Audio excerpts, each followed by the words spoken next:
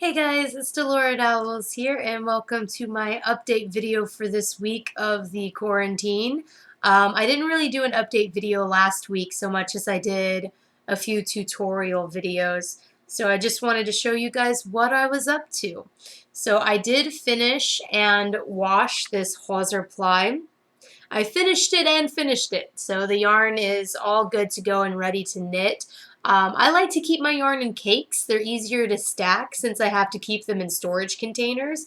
If I don't keep my hand spun yarns in storage containers, these little kitties, one is asleep right here, these little kitties will absolutely destroy anything that I leave out. So it has to go into a snap lock plastic container of mine. And even then, like, they try to get into it and it's really bizarre. And I'm like, I really hope they don't figure out how to open that container. They figured out how to open several things that I did not think that they would ever learn how to open. So I'm kind of careful about my containers. Anyway, a couple of days ago, I melted off all of the acrylic. I love my super long acrylic nails, but they were growing out so far that I was afraid that if they snagged on something, that they would break my real nail halfway down, since the back of my nail wasn't reinforced by more acrylic because all the salons are closed. You will not believe how difficult it is to get tinfoil over your own fingers, especially if you started with your right hand. Yes, so very hard to put tinfoil on your own fingers. And then you have to sit there and anyway, I completely destroyed my nail file, so I had to go get another nail file because this one is destroyed. Because I had to soak my nails in acetone. And I soaked them for like half an hour at a time because, of course, my acetone isn't as strong as the salon stuff. And then I had to sit there and do this to get all of the soaked off acetone off. I basically had to soak, grind, soak, grind, soak, grind until all of the acrylic was gone, which was a total pain in the ass. And then finally, when my nails were naked again, I stuck on the store-bought nails simply because, and I wasn't planning to put store-bought nails on, but acrylic really does mess up your natural nail, so much so that my nails were snagging all over my wool. Every time I went to spin, they were snagging, and these are my real nails. And it's snagging across my whole real nail. So really, I put these on as guards. And I mean, I chose the cute ones because why not? But I chose them really as guards to guard against my real nails snagging on everything. And whenever you get stuff snagging on your nail like that, it feels funky and it's just like, it's like trying to chew really dry bread and you just get that, you know, like spit it out. Anyway, yes. Next thing, I spun up, this is my spinning swatch. Let me see if, here's the control card for it. So I am planning a very large project. It is the Lestrange Cloak from the Harry Potter Knits magazine. It's a really pretty lace jacket. And it doesn't have, you know, too complicated of a lace pattern, but it looks very nice and pretty. So I figured, why not? And so I spun up 30 grams, and of course I have my spinner's control card here describing every way how I spun it. So I always have my wheel ratio, my WPI of my singles, and my ply twist ratio on everything.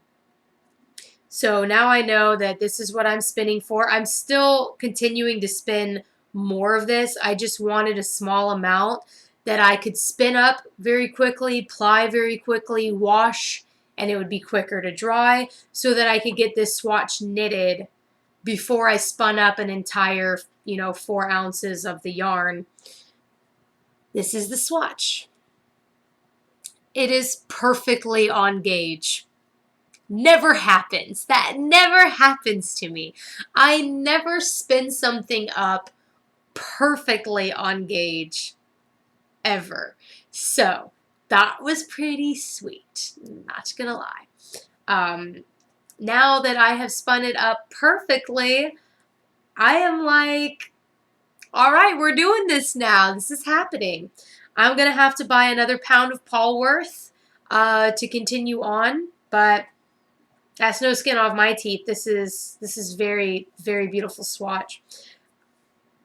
And I'll tell you guys later about this because I want to ramble. Moving on to the other project, the big knitting project. Yes, I am setting in the sleeves. I'm so excited. This sleeve is done and completely set in. I still need to sew the sleeve up, but it's set into the sweater, and I've never set in sleeves before, so I Googled it and found a YouTube video, which was super helpful. I love to try to find YouTube videos because I've never set in a sleeve before.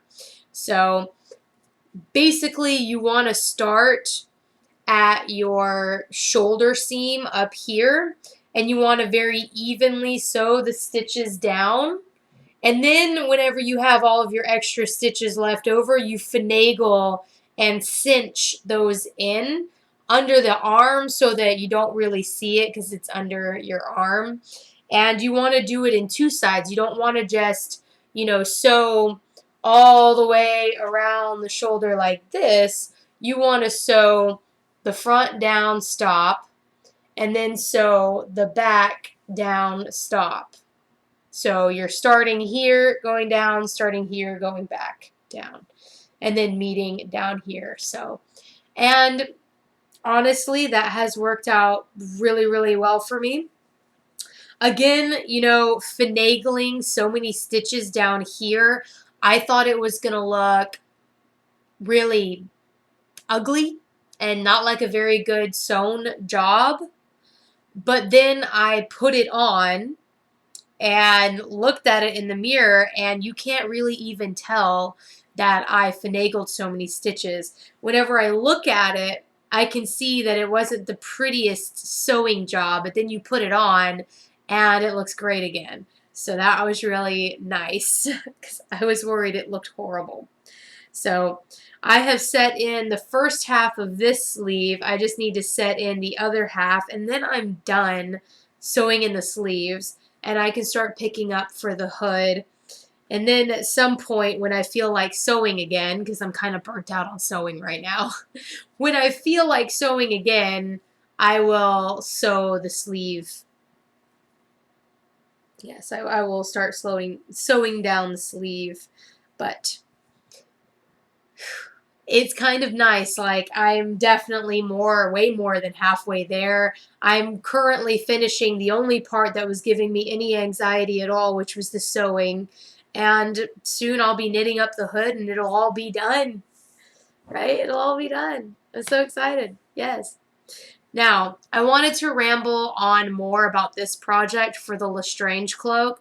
One of the things that I noticed about the Lestrange Cloak whenever I was looking at the projects, in the magazine, it's kind of too dark to really see the lace pattern super clearly. And then whenever I found the Ravelry stuff, I noticed that the lace pattern is not at all complicated. It's quite simple. I mean, it still looks very beautiful. Simple does not mean not beautiful. But it kind of made me feel like, oh, I could memorize that pattern super easily and have that knit up. That would actually be a really good little knitting project right there. It kind of made it less scary because you can't see the stitch definition as clearly with it being so dark. Now, this is the color that I have gone with. It is a very light lilac and a light gray. I wouldn't mind if these colors were far more saturated, like a very deep lilac and a very dark gray, I think would look better and would fit my style better. But I've already dyed what I've already dyed for this project. I've already dyed up almost half a pound. Now I still have half a pound of Polworth that I haven't dyed at all, and then I'm going to order another pound anyway. But part of me is just kind of curious, you know, do I want to completely change the color of this? Do I? To make it darker, to make it more like something I would wear all the time? Or is it time for me to maybe start incorporating more color into my clothing? I don't know. I know that whatever color I choose to make it, it's still going to be something that I wear all the time, because this this swatch, I am in love with this swatch.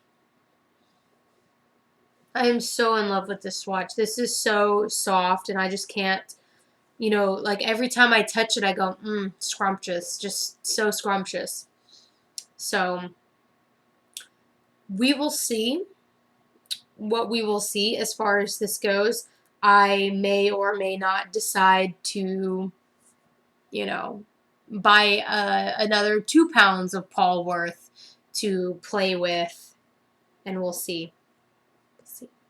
But I do know that no matter what color the Polworth is, 30 WPI singles plied on a 10-to-1 ratio is going to give me the yarn that I want, and the color doesn't necessarily matter. So all of this work is still valid.